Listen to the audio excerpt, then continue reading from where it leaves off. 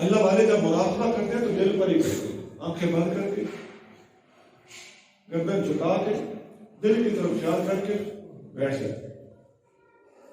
لوگوں کو وسوسے آتے ہیں، خیالات آتے ہیں، وہ دل میں ہی آتے ہیں، بندہ سمجھتے ہیں دماغ میں آ رہے ہیں، نہیں وہ دل پہ آ رہے ہوتے ہیں۔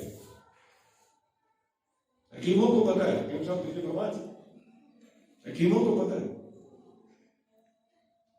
کہ قلب کی پہلی جھلی کا تعلق جگر سے ہوتا ہے، دوسری جھلی کا تعلق دماغ سے ہوتا ہے، اور یہ یوں ریلیٹڈ ہوتی ہیں۔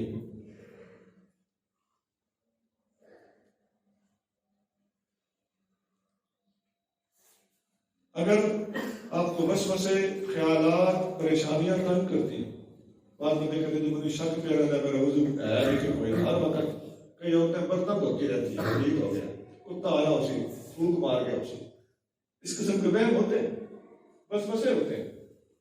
بعض لوگوں کو طرح طرح کے وسوسے دین کے بارے میں، اپنے پیر کے بارے میں آتے ہیں۔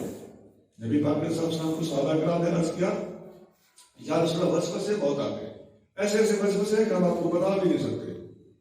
آپ کہتے ہیں اب وجد تو ایسا ہی ہے، عرض کیا حضور جی خالص صحیح ہوتی ایمان، ہمیں یہ ایمان کی نشانی ہے۔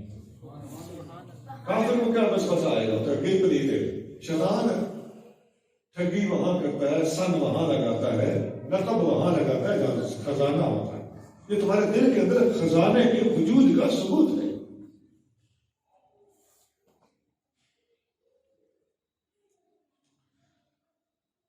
اگر آپ کو بھی وسوسے تنگ کریں، خیالات کی کثرت ہو، آنکھیں بند کر کے قبلہ رو کے بیٹھ جاؤ، وضو کر لینا اچھی بات، قبلہ رو ہو کے بیٹھ جاؤ اور بیٹھ کے گردن جھکا کے اپنے دل کی طرف خیال کر کے اپنے دل کے اندر وسوسوں اور خیالوں کو کہنا ذرا باہر چلے جاؤ، اپنے اللہ کے ساتھ تھوڑا سا ٹائم لگانا۔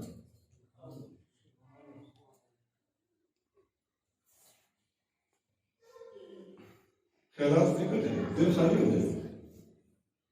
اگر خیالات نہ نکلے، ایسا بھی تو ہو سکتا ہے، میری بات آپ کے یار کئی جاندہ ہوں دن ہے کوئی، میں بتاتا ہوں، آپ آنکھیں بند رکھیں، خیالات کو کہیں دفع کرو، چلے جائیں گے۔ جیسے ہی جائیں گے، دل تو پہلے بےتاب ہے اللہ کرنے کے لیے، اسے وہ خیالات اللہ نہیں کرنے دیں گے۔ جیسے کچھ چلے جائیں گے، آپ سنو گے دل اللہ کر رہا ہے۔ اگر خیالات نہیں گئے، آپ سورۃ قل یا ایھا الکافرون پڑھ دو۔ قل یا ایھا الکافرون وسوسوں اور طرح طرح کے خیالات کو بھگانے کے لیے تیر بہدف نسخہ ہے، زبردست صورت۔ فقیروں کے دلوں میں یکسوئی پیدا کرنے کے لیے نبی کریم رؤوف رحیم صلی اللہ علیہ وسلم نے بھی یہ طریقہ بتایا، استخارہ کرنا ہو کہ صحیح کھڑک کے پیغام آنا چاہیے، یہ کام کروں یا نہ کروں۔ تو حدیثوں میں آتا ہے پہلی رکعت میں سورۃ قل یا ایھا الکافرون، دوسرے میں قل ھو اللہ احد پڑھ کے 2 رکعتیں پڑھ کے دعائے استخارہ پڑھ کے سو جاؤ، اللہ کی طرف سے کھڑک کر کے پیغام ہے۔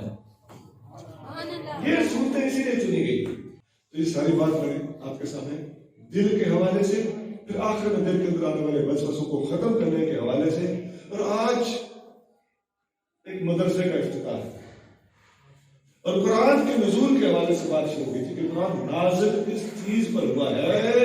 قرآن زبان پر نازل نہیں ہوا، سر پہ نازل نہیں ہوا، کندھوں پہ نازل نہیں ہوا، عام جسم پہ نازل نہیں ہوا، قرآن دل پہ نازل ہوا۔